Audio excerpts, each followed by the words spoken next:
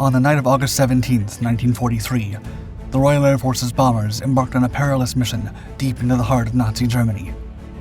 Unbeknownst to them, the enemy had a cunning strategy in store. Defending the German skies for years, the Messerschmitt BF 110, also known as the backbone of the Nachtjagdgeschwader, faced its true test in 1942 when British heavy bombers began appearing on the horizon. Suddenly, chaos erupted. Aircraft shuddered violently, and the deafening echoes of explosions reverberated through the darkness. They were under attack from an invisible opponent. They couldn't see where the enemy was coming from. There were no telltale signs, no tracers to follow. Few even saw the elusive German fighters. Fewer still returned fire. Astonishingly, the RAF bombers reported nothing unusual, despite excellent visibility. They couldn't fathom the new weapons or tactics employed by the German night fighters. Tracerless ammunition and attacks on their blind spots left them bewildered. At first, they thought it was just exceptionally accurate flak. In fact, it would be years until the German secret was unveiled. In the years leading up to the outbreak of World War II, military strategists held the belief that bombers could successfully penetrate enemy air defenses. This confidence, however, was soon to be challenged. The German Luftwaffe, recognizing the limitations of their existing escorts' range, particularly in missions crossing the English Channel to reach Britain, found themselves at a pivotal crossroads. In the shadow of impending conflict, the concept of a heavy fighter began to take shape, a formidable combat aircraft, bristling with armament, designed to be virtually unstoppable. By the mid-1930s, the stage was set. German medium twin-engine bombers boasted an impressive range of 1,500 miles. In stark contrast, the Luftwaffe's single-engine fighters were tethered by a mere 400-mile range.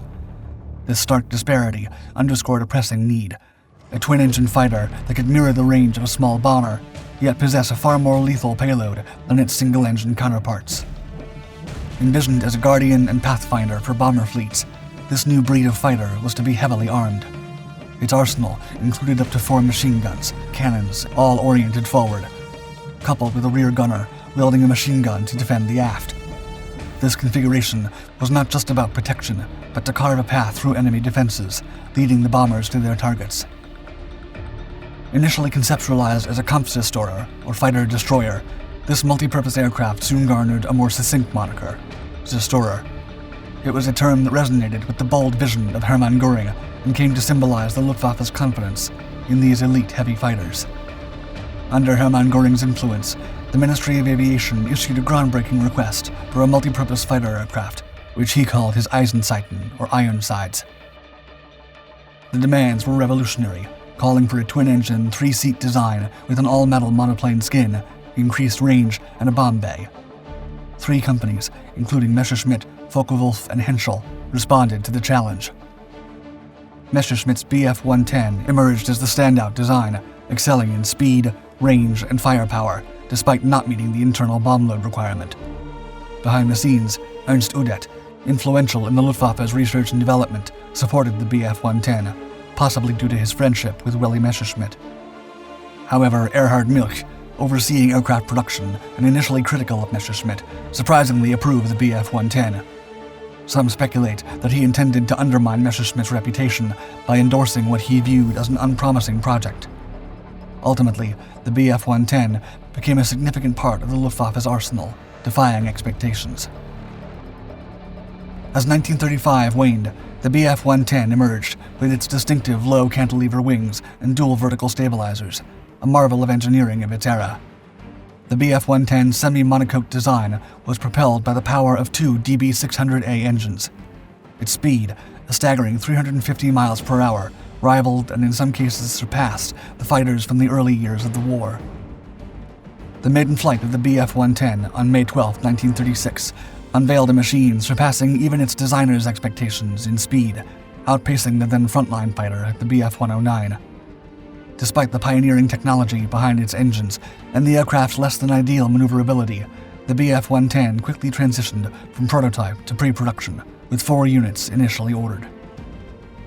This development led to the sidelining of its contemporaries, the Focke-Wulf FW-187 and the Henschel HS-124, as the BF 110 was greenlit for full-scale production.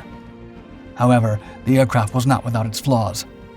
Adding extra fuel, along with a larger airframe and the specified engines and propellers, resulted in a weight double that of the BF-109. Its controls, burdensomely heavy, further hampered its agility. A Luftwaffe test pilot poignantly described the experience, quote, "Pulling out of a dive required the strength of an ox."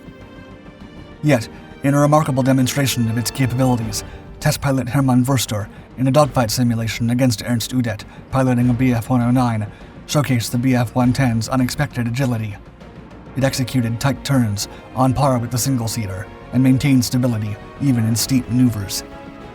Thus, Hermann Göring, who esteemed it more highly than its predecessor, made a move that stirred the Luftwaffe. He transferred the elite BF-109 pilots to the new fleet. The BF-110, with its blend of innovation and imperfection, thus carved its unique legacy. By the time the Battle of Britain began, the prophecy of Walter Horten, Jagdgeschwader 26 technical officer, came true. After losing to a BF-109E time and time again in mock combat, he warned his men, quote, "Gentlemen, be very careful if you should ever come up against the English. Their fighters are all single-engined, and once they get to know the BF-110's weaknesses, you could be in for a very nasty surprise." The elite destroyers eventually lived up to their reputation when they assaulted the Polish in 1939 and struck unprepared targets in France and Norway. Still, fighting outdated biplanes was not the same as facing the Royal Air Force. By the summer of 1940, the BF-110s were entrusted with a strategic bombing campaign. Taking off from bases in occupied countries, they were to penetrate deep into British territory. During the Battle of Britain, the BF-110 aircraft was thrust into the limelight, revealing significant strengths and weaknesses in its design. High above, the roar of aircraft engines echoed as a British pilot, manning his nimble Spitfire, scanned the horizon, his eyes narrowing as he spotted a formation of BF-110s approaching in the distance. The BF-110s, larger and more conspicuous than the RAF Spitfires and Hurricanes, moved with a certain ominous grace. They were on a high escort mission, tasked with clearing the skies of any threat to their bomber convoy trailing behind. The German pilots, confident in their aircraft's superior speed and firepower, advanced. As the BF-110s approached, they adopted their favored tactic, the boom and zoom. With precision and coordination, the BF-110s climbed to a higher altitude, positioning themselves for a diving attack. The sun glinted off their wings as they descended rapidly, their cannons blazing, targeting the RAF fighters below. Then the Brits, anticipating their move, banked sharply, their Spitfires responding with the agility the BF-110s lacked. The Spitfires and Hurricanes, smaller and more maneuverable, darted through the sky, evading the diving attacks with deft turns and rolls. The BF-110s, powerful in a straight dive, found themselves at a disadvantage in the twisting, turning dogfight. Their larger frames and slower acceleration made matching the RAF's nimble movements difficult. However, the BF-110s were not to be underestimated. Realizing the futility of prolonged engagement, the Germans broke off from the attack, using their higher top speed to climb and create distance. This hit-and-run tactic was their strength, avoiding the trap of a drawn-out dogfight where their lack of agility would be their downfall. The Brits could only watch as the BF-110s regrouped, preparing for another diving attack. The inherent design of the BF-110, while powerful in certain aspects, faltered in maneuverability and acceleration when pitted against the modern single-engine fighters of the RAF. This shortcoming left them vulnerable, compromising their primary role as bomber escorts. Instead of safeguarding the bombers, the BF-110 pilots found themselves in a fight for survival. They were compelled to adopt defensive tactics, forming tight circles in the sky. In these formations, each aircraft covered the rear of the other, a desperate attempt to compensate for their inability to outmaneuver the nimble Spitfires and Hurricanes. August 15, 1940, marked the worst day for the BF-110 in the Battle of Britain, with nearly 30 aircraft lost, equating to a whole Gruppe. The following 2 days saw a further 23 BF-110 shot down. A brief respite came on the last day of August, when ZG-26 claimed 13 RAF fighters for 3 losses and 5 damaged. However, the success was short-lived, as September 4th and 27th each witnessed the loss of 15 BF-110s, underscoring the aircraft's continued struggles in the battle. Of the 237 that entered the fray, 223 were lost. Initially underestimated during the Battle of Britain, the BF-110 was perceived as ineffective. However, Eric Winkle Brown, one of the few Allied pilots to fly this aircraft, later highlighted its misunderstood potential. As the war evolved, the BF-110 proved its mettle, especially as a ground attack aircraft in North Africa and Russia. Its pivotal role emerged when it transformed into a night fighter, becoming a cornerstone of Nazi Germany's nocturnal air campaigns. Technologically ahead of its time, the BF-110 boasted a large cockpit, accommodating a radar man and advanced electronics for night operations. The aircraft's effectiveness in night fighting was such that it became integral to the careers of German night fighter aces, including Heinz Wolfgang Schnaufer, who achieved 121 victories exclusively using the BF-110. The BF-110 night fighter played a crucial role in defending against Allied air raids. It faced limited opposition until 1942, when British heavy bombers entered the scene. The BF-110 gained notoriety on the night of August 17, 1943, employing the innovative schräge Musik, or slanted music system, with upward-firing cannons, which allowed it to attack RAF bombers from blind spots, undetected due to tracerless ammunition. This new tactic led to significant RAF losses, highlighted by Lieutenant Peter Earhart's downing of 4 bombers in 30 minutes. The schräge Musik became its signature weapon. This innovation allowed it to attack British bombers from below, targeting fuel tanks. This tactic initially baffled the Royal Air Force.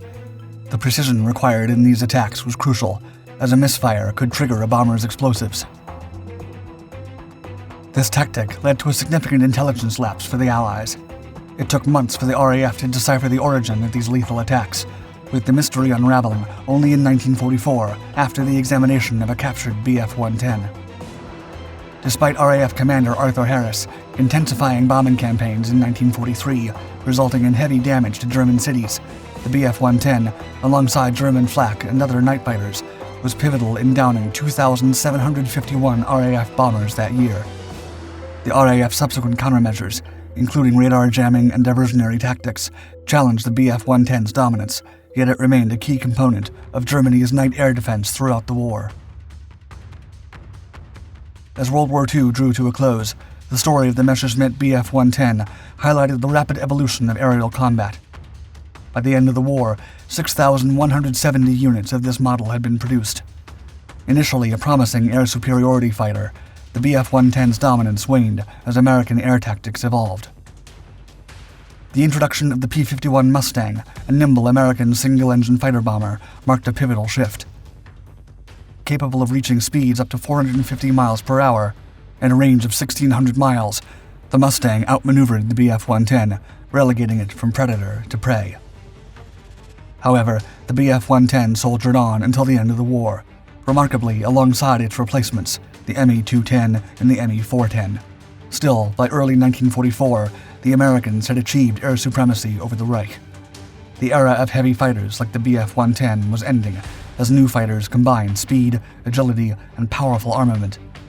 The BF-110, a product of 1930s design, struggled to compete and was seen as outdated by the end of the conflict. German engineers had not fully grasped the shift towards single-engine, long-range aircraft, which quickly overshadowed the BF-110. Today, only 2 of these aircraft remain, but the BF-110's impact during World War II is undeniable.